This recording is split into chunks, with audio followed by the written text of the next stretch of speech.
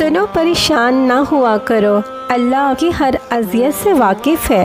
वो जानता है आपकी तकलीफ़ को, उसके अलावा आपकी तकलीफ़ कौन समझ सकता है। वो जानता है मेरा बंदा बहुत कमज़ोर है, उससे कुछ भी पोशीदा नहीं, क्योंकि वो अलीम है। वो वाकिफ़ है आपके लंबे सब्र से। तुम्हें क्या लगता है वो तुम्हारा अल्लाह की रज़ा के लिए सब्र करना ज़ाया हो जाएगा? क्या तुमने सुना नहीं, सब्र का अजर बेहतरीन मिलता है? तो हो सकता है तुम्हारे सब्र का अजर वो बेहतर को बेहतरीन बना कर दे। बस उसकी रहमत पे यकीन कामिल रखो, वो आपको नामुराद नहीं करेगा इंशाअल्लाह।